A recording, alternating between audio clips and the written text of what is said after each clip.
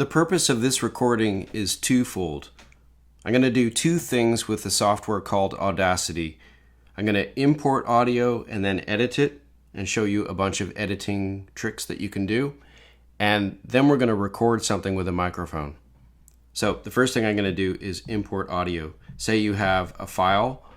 In this case, it's going to be an MP3 file. I'm going to just drag it in.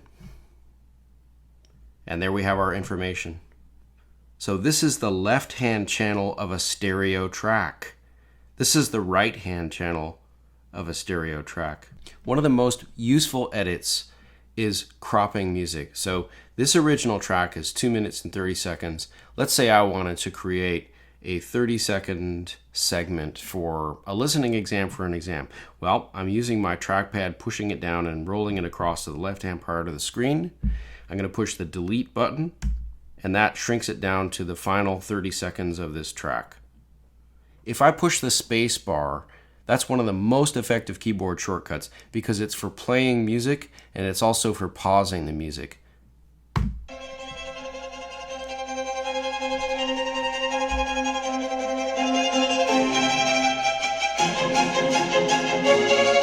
So I just pushed play and pause by pushing the space bar. Another really good keyboard shortcut after you've cropped something like this and it's all shrunk to the left-hand side over here, and I want to stretch this music, this 30 seconds across the screen, or I want to fit it across the screen, is Command F, and that stretches it back out again, and that makes it a little bit more manageable. Another really good keyboard shortcut is Command 1 to zoom in, and you can really zoom in on the micro. You can see the waveforms in there. Another really good one is Command 3 for shrinking it back down again, like that. And I'll go back to Command F to just stretch it across the screen. Going through the effects menu for editing, the first thing you got to do if you're going to edit music, I'm going to edit this first 5 seconds, is you have to highlight the music that you're going to edit. So in the effects menu, there's many things you can do. For example, let's say for the sake of argument that this recording was too quiet, which is often the case with some of the older recordings where you have so little sound coming from an orchestra, it's just even barely there and there's a lot of hiss. We can actually deal with that. So let's say I want to amplify something. I don't even know if I have 2 decibels, 2.3 decibels of room to amplify this little segment. So let's see what happens. See? It increased it. I'm going to undo that by Command Z-ing it.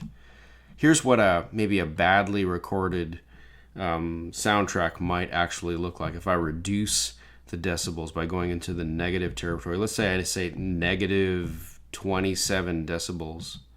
You can see there's barely any sound. That's not necessarily bad. It depends on the context of the recording.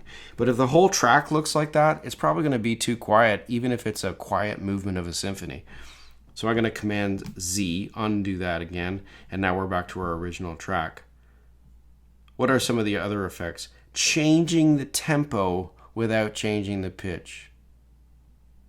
Okay, that's a really good one. So let's say I want to roll off 20% of the original tempo and make it 80% of the original tempo. It's at -20 right now. This is a new feature of Audacity, which is great. Use high quality stretching. That's a good one to check. Click OK, and you can see that if I play it, I'm going to go back to the beginning and push the space bar to play it.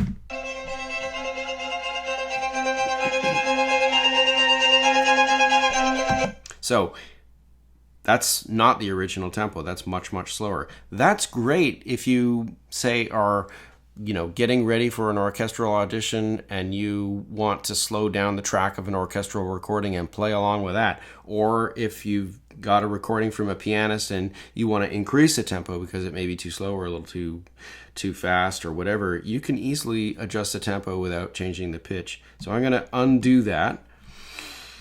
Another effect that you can do is fade in. So let's say you want it to fade in. This is a 30-second segment, but the first 4 segments is going to be quiet and it's gradually going to fade in. I'm going to push the space bar. Let's see what that sounds like.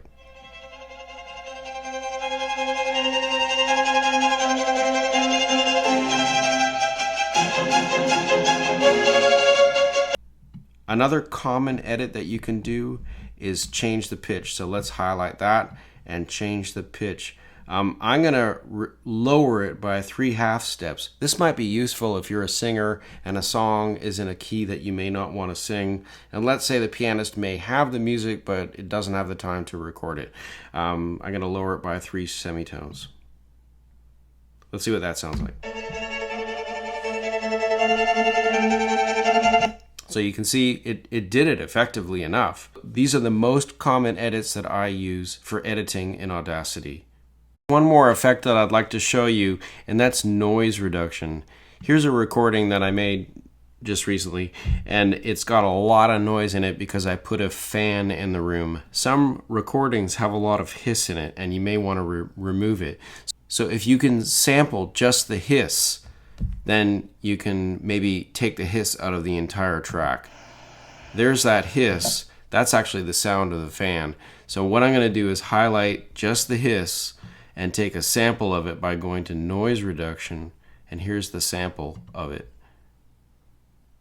Now I'm going to select all, Command A, go back to that same place, noise reduction, and click OK.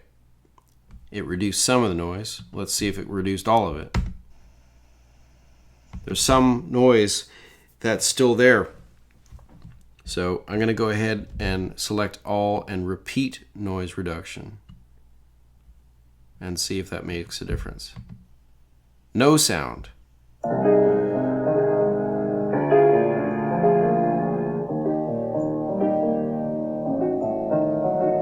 So you can see that that makes a big difference potentially. If you've got hiss in a recording, you can certainly remove it using Audacity. When you want to record directly into Audacity using a microphone, there's a few things you need to get set up. Firstly, the microphone itself. Here it would normally give you just the MacBook Pro as an option, and if you had that only, it would only allow you to record in mono, as far as I understand.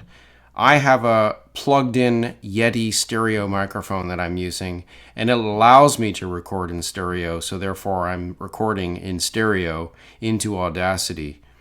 And the playback that I'm using is just the MacBook Pro speakers. Those are actually pretty good speakers for their small size. One great keyboard shortcut is just pressing R to record. Instead of using this button, you can just press R. And that makes a difference when you're playing your instrument, piano or whatever, and you're wanting to record into Audacity. You just press R, and then if your laptop's right beside you, and then off you go. So right now I'm recording into Audacity. It turns out that that's a pretty good recording level right there. You might find that you may need to tweak the recording level. It might be too loud, might be too quiet, but you don't want it to be so loud that it distorts. I would rather have a overall quieter track that I can boost the volume on later. And that's basically it. You can push the space bar to stop, and that's it. So R record, space bar stop, and you're off to the races. After you've finished your recording and you're happy with it, then you want to export it. So the way you do that is go to the File menu in Audacity, Export, and I'm choosing to export it as an MP3. Now the issue with that is that Audacity doesn't come as the free download with the MP3 option. So you have to download what's called the LAME MP3 encoder. That's the name of the company, LAME. And then you install that, and then it gives you the option to export it as an MP3, something that I highly recommend, because converting it from a WAV file to an MP3 file, it's really time consuming if you're going to be making a bunch of recordings. So right now I can easily just export it as an MP3. Somebody on the internet said to me, use the constant rate at 192 as a stereo file. Those are good setups, not the variable. I think it defaults at the variable if I recall correctly. And of course it's going to be an MP3 file type, and then you just name the file however you want it. Then you click OK, and then you go to the file and find it and attach it as an email.